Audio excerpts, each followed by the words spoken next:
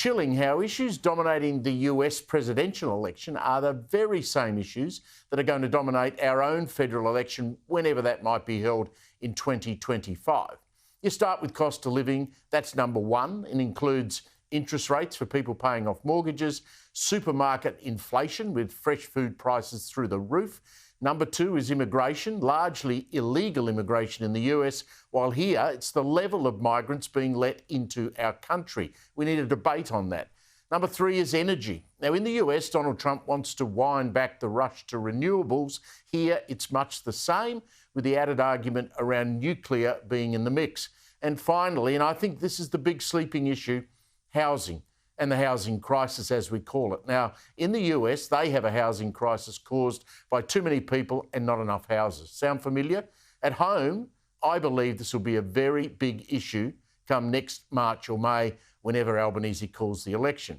And unlike the other three issues, the housing crisis, it crosses borders and it involves every level of government, federal, state and local. And it collides with the immigration issue. Simply, in my view, we're allowing more people into the country than we can house. It's pretty simple, really.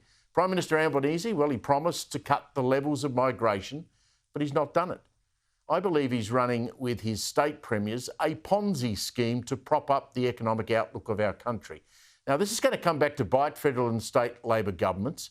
How is it that a country that I grew up in, that young people today, and I've got two daughters in this position, despite them having both got good jobs, will, unless they're assisted by their parents, be unable to buy a house or an apartment? I mean, I just can't believe that. You know, in 50 years, we've got to this point where youngsters can't buy a home.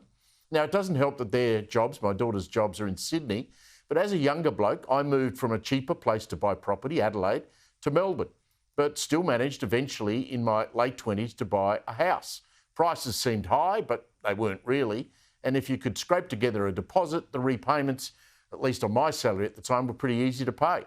So in 2024, young Australians are staring at best buying in far-flung outer suburbs, inner city tiny apartments, or if possible, moving to regional and rural towns. There's a lot worse things you could do than that, by the way.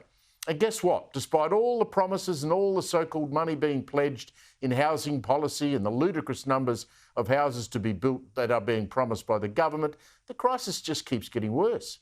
Now, this week we learned, thanks to the Australian newspaper today, that Federal Labor's housing support program, that's what it's called, has poured tens of millions of dollars into, surprise, surprise, marginal battleground and safe Labor seats. Jeff Chambers in The Australian has revealed $3 million went to Anthony Albanese's local council to build houses. Oh, no chance. $3 million for planning studies and reviews. Can you believe that? Jeff claims a $23.6 million went into Labor seats alone. $7 million only found its way to coalition seats and another $3.5 million to state Labor governments. No houses built, though. Not a house. Now, if true, and I've got no doubt it is, then this is pork barrelling on a massive scale. Something in Albanese in opposition accused Scott Morrison and his government of doing. Now, in Victoria, the broke Labor government here has spent all week making housing announcements every day, one a day by the Premier. And guess what? It's all about politics. It's not about building houses. Premier Jacinta Allen last Sunday, can you believe this, snuck in the back door of a locked pub in Ritzy Brighton to announce she was declaring a bunch of suburbs with train stations and trains and trams would be ordered to fast-track planning approval for multi-storey apartment towers, some of them as high as 20 stories. Now, an angry mob turned out at the front of the pub and the pub doors were locked. And the suburb where Allen will fast-track these flats, where are they? Brighton, Toorak, Hawkesbury, Malvern, South Yarra. What's the common there? All non-Labor seats, most if not all those seats that Labor will never win at any election ever. Her contempt for non-Labor Victorians on full show. And she keeps calling these cookie-cutter flats of hers homes. In reality, they are apartments that will smash local traffic that already struggles. There's no extra schools planned for these areas. Doctors in those areas are already booked out. And who exactly is going to be able to afford to buy a flat in Toorak and go shopping there? Look, I feel sad for the many hard-working young Australians who will never get a foot on the property ladder.